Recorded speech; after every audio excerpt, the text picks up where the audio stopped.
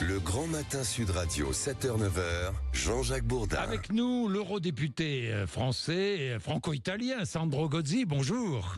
Bonjour. Vous avez la double nationalité, Sandro? Non, je suis élu en France en tant qu'Italien. Je n'ai pas encore la double nationalité, je pourrai l'avoir bientôt. Bon, vous pourrez l'avoir bientôt. Vous avez été ministre en Italie, je le rappelle. Oui.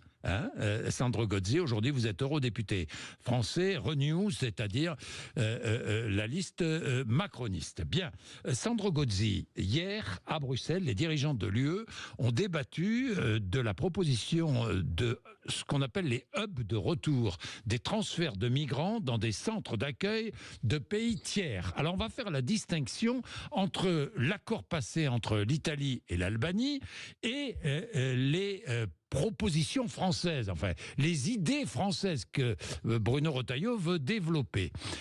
D'abord, cet accord entre l'Italie et l'Albanie. C'est un accord qui a été signé il y a un an. Il s'agit de transférer, d'ailleurs les premiers transferts ont eu lieu, des migrants qui ont été recueillis par les gardes-côtes italiens et qui sont dirigés directement vers l'Albanie. Et ce ne sont que des hommes. C'est bien cela, Sandro Gozzi? Des hommes, oui, avec plus de 18 ans. Ils doivent être, disons, repérés dans des eaux internationales, parce que s'ils sont déjà dans des eaux italiennes, ils doivent aller en Italie. S'ils sont dans des eaux internationales ou dans les eaux qu'on appelle zones de sauvetage et de secours, en droit maritime international, et s'ils ont plus de 18 ans, et s'ils sont des hommes, et s'ils n'ont pas une famille, donc s'il n'y a pas de liens familiaux, ils peuvent être transférés en Albanie, dans deux centres, dans lesquels on va gérer une partie de la procédure de demande d'asile. Tout cela est basé sur une, disons, fiction juridique.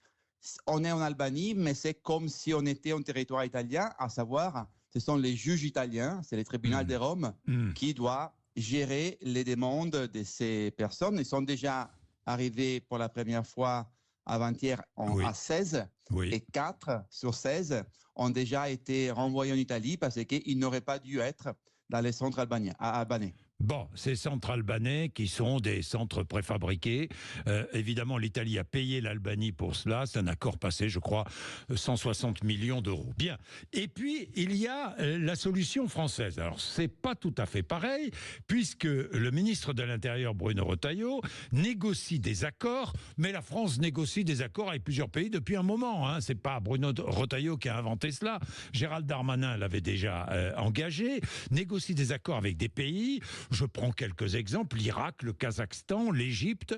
L'objectif, renvoyer des étrangers impossibles à expulser dans leur pays d'origine. C'est-à-dire que si nous avons des Afghans que nous devons expulser qui sont indésirables en France, il est impossible de les renvoyer en Afghanistan, donc on va les renvoyer au Kazakhstan, c'est cela?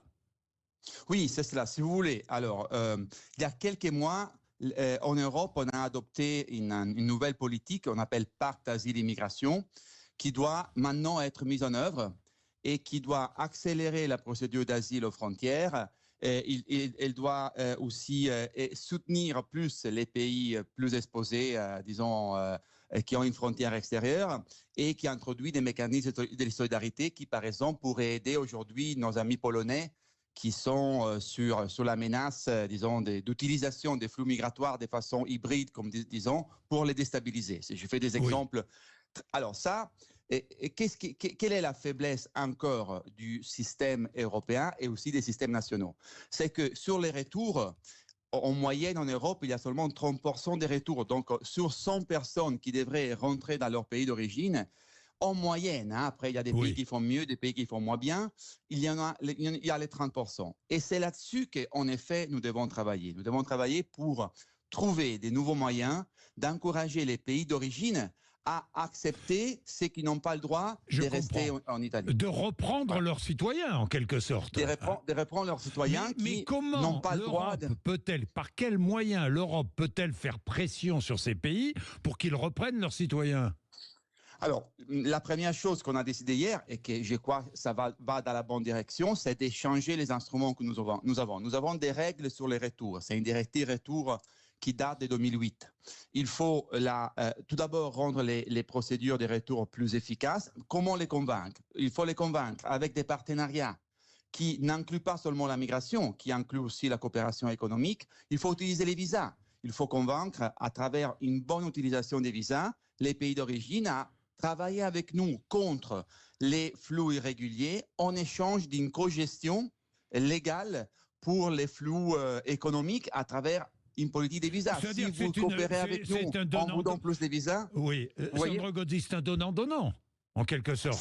C'est un donnant-donnant, mais il faut prendre acte que, alors que d'un côté, les pactes asile-immigration doivent être mis en œuvre, et quand il sera mis en œuvre, va rendre totalement inutile l'accord de l'Italie avec l'Albanie, par exemple. C'est de la pure propagande, cet accord. Et une fois que les pactes asile-immigration seront mis en œuvre, nous verrons bien que des solutions albanaises sont totalement inefficaces et pure propagande. De l'autre côté, par contre, il faut sans doute faire plus et faire mieux, et avec une logique de coopération. Vous pouvez dire donnant-donnant. On coopère ensemble parce qu'on a des intérêts communs entre nous et les pays d'origine, parce que là, sans doute, je répète, c'est la faiblesse du système actuel. Mais Sandro Gozzi, par exemple, je reprends le cas de l'Afghanistan. Il est impossible de renvoyer les Afghans en Afghanistan aujourd'hui. Donc, on est bien obligé de passer des accords avec des pays tiers. Alors, aujourd'hui, il faut se rappeler aussi quelle est l'origine, quelles sont les origines des flux. Est-ce qu'aujourd'hui, on peut renvoyer en Afghanistan des femmes qui ont décidé de fuir la dictature et les tortures des talibans parce qu'ils ne veulent pas mettre la burqa? Je ne crois pas. Mais ce ne sont pas 300 000 femmes afghanes. Il faut rappeler aussi quels sont les principes. D'un côté, nous devons lutter contre la migration économique irrégulière, parce qu'il faut avoir une migration économique qui réponde à nos besoins, besoins du marché du travail, du patronat. Par exemple, le patronat italien a demandé à Meloni de régulariser 450 000 migrants irréguliers. Parce qu'il y avait 450 000 migrants irréguliers qui travaillaient et qu'il fallait régulariser. Une chose, d'un côté, c'est ça. Régulariser une situation répond aux besoins économiques, mais qui n'est pas légale.